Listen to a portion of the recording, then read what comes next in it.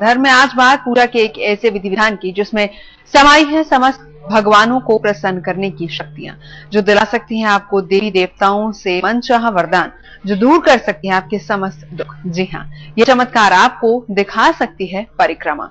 सबसे पहले चलते हैं बीकानेर, जहां 21 परिक्रमा से बप्पा पूरी करते हैं भक्तों की मुराद।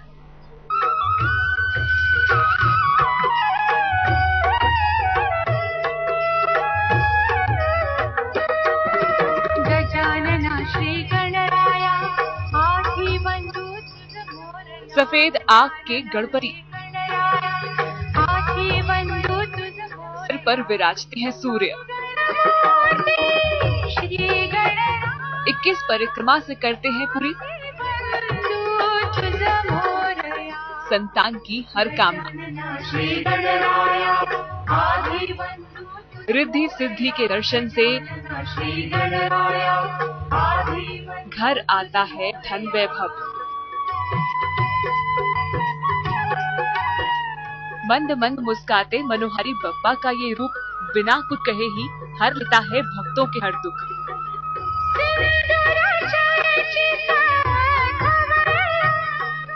लगातार गूंजते आरती के सुर, भक्तों की अटूट श्रद्धा और गणपति के आभा मंडल से बप्पा का दरबार रोशन हो उठता है। और जब गणपति दिखाते हैं अपना चमत्कार तो फिर कोई आस बाकी नहीं रहती।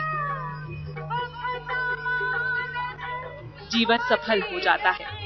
भगवान के चरणों में शीश खुद ब खुद झुक जाता है। बीकानेर के गणपति का तो रूप ही बेहद अनूठा है। सफेद आग से बने हुए ये गणपति, ऊंची ललाट, मस्तक पर विराजते सूर्य और आशीर्वाद देने के लिए तत्पर हाथ। कहते हैं बीकानेर में गणपति की अकेली ऐसी मूर्ति है जो सफेद आग की जड़ से बनी है। 3 फीट लंबी और 7 इंच चौड़ी इस मूर्ति को तंत्र मंत्र से सिद्ध किया गया है, जिसकी निशानी है बप्पा के माथे पर विराजते सूर्यदेव।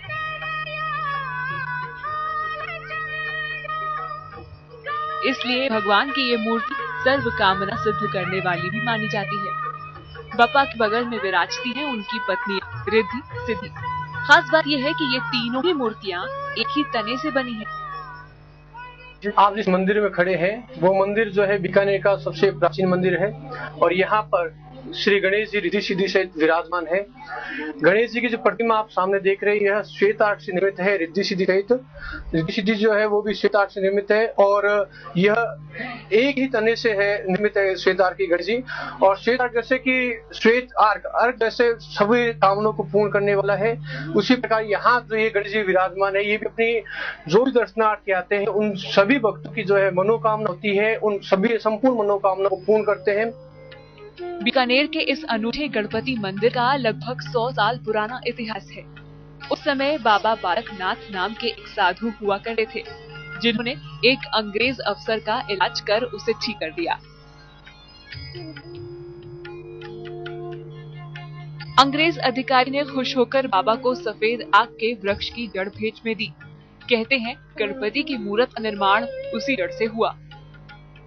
मूर्ति सबको मतलब आशीर्वाद देती है और मनोकामनाएं पूर्ति करती है। ये मूर्ति सफेद अर्क की बनी हुई है, जो मेरे हिसाब से मैंने कहीं पर भी खड़ी हुई मूर्ति नहीं देखी। सुख समृद्धि से और आशीर्वाद से लबालब ये मूर्ति सबको मनोकामनाओं से पूर्ण करती है।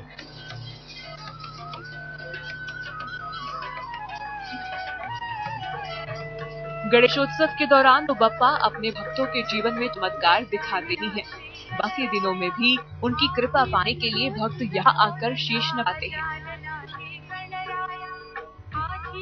कहते हैं जिसने गणपति के दर्शन कर लिए उसकी कोई कामना अधूरी नहीं रहती। संतान प्राप्ति की इच्छा रखने वाले यहाँ से कभी खाली हाथ नहीं लौटते। बप्पा की 21 बार परिक्रमा करने से जहाँ संतान की प्राप्ति होती है, वहीं रिद्धि सिद्धि के दर्शन और पूजा से हर तरह की सुख समृद्धि की प्राप्ति होती है। बीकानेर के इस मंदिर में पूजा का विधि विधान भी दूसरे मंदिरों से अलग है। यहाँ भक्त बिना ढोल नगाड़े के अपने अपने अंदाज से गाते हैं बप्पा की आरती। पारंपरिक तरीके से गणपति को किया जाता है प्रसन्न। ये मान्यता है कि ऐसा करने से भक्तों का गजानन से सीधा संपर्क रहता है और बप्पा अपना आशीर्वाद सदैव उन पर बनाए रखते हैं। बीकानेर से रौनक व्यास के साथ आज तक ब्यूरो। वैसे पवन पुत्र हनुमान को भी परिक्रमा बेहद पसंद है। जो कोई भक्त अपने घुटनों के बल उनकी परिक्रमा कर लेते हैं, संकट मोचन कर लेते हैं उनके समस्त। मध्य प्रदेश के छिंदवाड़ा में विराजने वाले पंचमुखी दाता हनुमान को ही लीजिए, जो परिक्रमा करने वाले भक्तों की खाली झोली को भरने में सदैव तैयार रहते हैं। जय हनुमंत संत हितकारी, सुन लीजिए प्रभु विनय हमारी, जन के काज विलंबन चीरे, आतुर तोरि महासुख दीजे। पान में कही फरियाद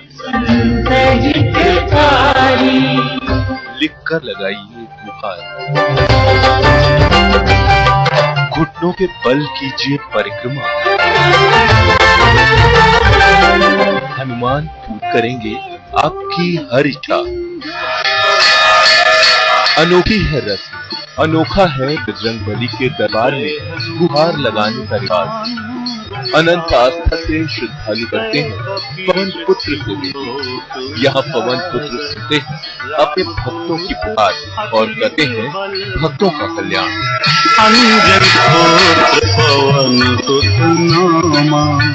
अब तक आपने गणपति मंदिर में मूषक के कान में अपनी फरियाद कहकर सुनाई होगी, लेकिन आज दर्शन कीजिए बजरंगबली के ऐसे रूप के, जहाँ भक्त खुद बजरंगबली के कानों में कहते हैं अपनी फरियाद। इस मंदिर में भगवान तक अपनी गुहार पहुँचाने के और भी कई तरीके हैं। कोई पर्ची पर लिखकर अपनी मन्नत मांगता है, तो कोई घुटनों के बल परिक्रमा कर अर्जी लगाता है।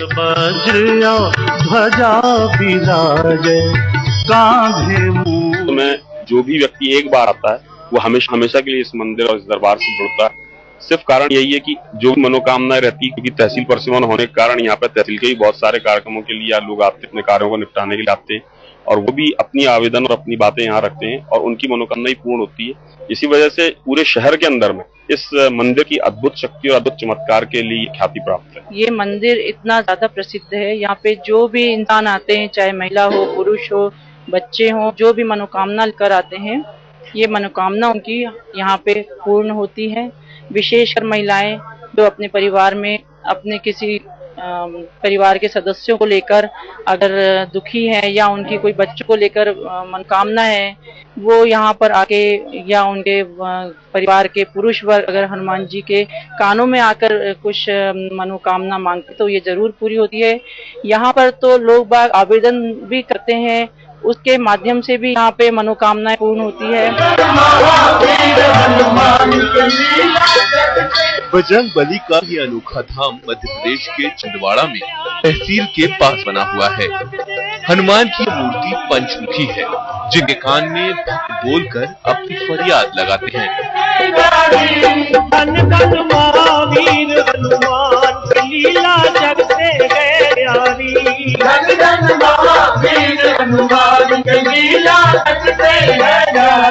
दादाजी के दरबार पर ये वृक्ष लगा हुआ है, ये पीपल का है। इसमें पूरी आकृति दादाजी की दिखती है। यहाँ पर एक हाथ पर उनकी पर्वत है, दूसरे में गदा लगे हुए और बीच में दादाजी के सीने में श्री राम लिखा हुआ है। यह आकृति जब मेरे को यहाँ पर दिखी तो मैंने दादाजी के दरबार पर ये प्रतिमा यहाँ पर ला के रखी। जब से ये प्रतिमा रखी हुई है, दादाजी के दरबार पर आस्था बहुत रही लोगों की।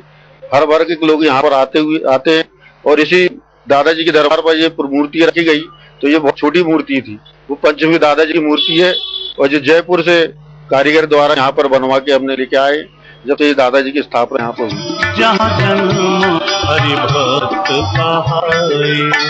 बजरंगबली के इस मंदिर के बनने के पीछे की कहानी बहुत पुरानी है। कहते हैं हनुमान मंदिर से थोड़ी दूरी पर राम मंदिर का निर्माण कराया गया। मंदिर के निर्माण के बाद बचे हुए कुछ पत्थरों को मंदिर के बाहर दीवार के पीछे रख दिया गया था। यहाँ के स्थानीय निवासी ने एक दिन गली से गुजरते हुए उन पत्थरों को उठाया तो उसने देखा कि पत्थर में 5 खंड बने हुए थे और उन पत्थरों पर श्री राम लिखा हुआ था। उस व्यक्ति ने उन पत्थरों को पीपल के पेड़ के नीचे एक चबूतरे पर रखवा दिया, जिसके बाद लोग उसकी पूजा अर्चना करने लगे। बाद में यहाँ हुआ इस मंदिर का निर्माण।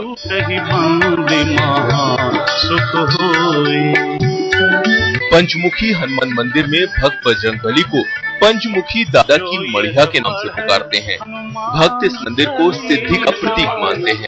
कहते हैं जो भी भगवान के स्वरूप के दर्शन करके अपनी अर्जी लगा देता है, उसकी झोली भर से देर नहीं लगती। महेश चांडक, छिंदवाड़ा, आज तक।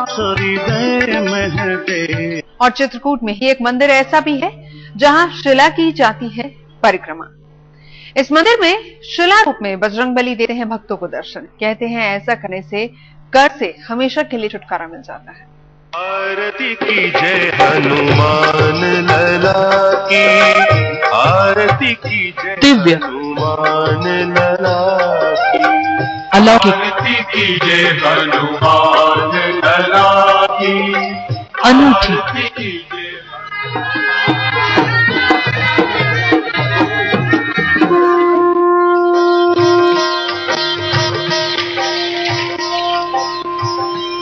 हनुमान ज्ञान गुण सागर, जय कपीस तिहु लोक उजागर।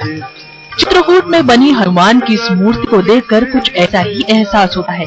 महावीर विक्रम बजरंगी, कुमति निवार सुमति के संगी। हनुमान की इस अनोखे रूप को देखकर भक्त पल के झपकाना भूल जाते हैं। कानन कुंडल कुंचित केसा। जितना भव्य इस मूर्ति का आकार है, उससे कहीं ज्यादा गहरी है इससे जुड़ी हुई आस्था।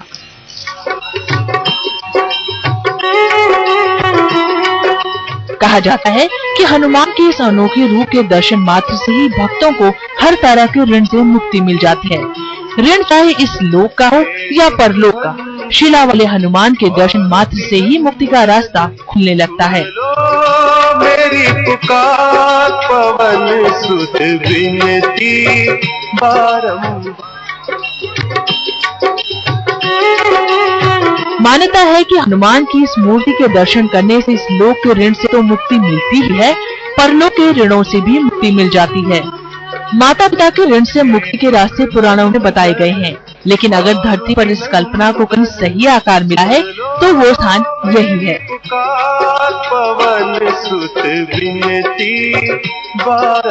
मुझे पता था कि यहाँ एक ऋण मोचन शिला है जहाँ पे हनुमान जी विराजमान है, और इनकी ऐसी मान्यता है कि इनके दर्शन करने से सारे ऋण मुक्त हो जाते हैं।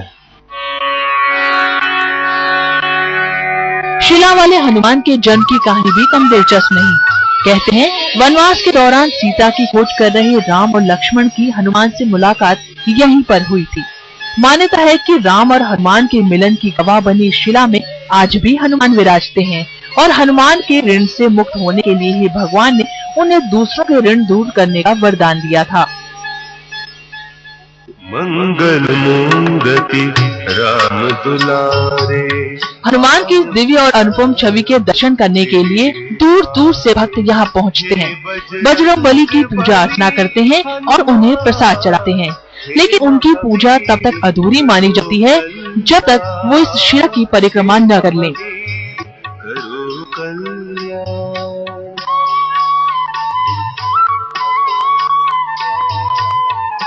सदियां गुजर चुकी हैं, लेकिन चित्रकूट की इस शिला पर श्री राम और हनुमान के निशान आज भी मौजूद हैं, जो परोक्ष रूप से करते हैं भक्तों का कल्याण।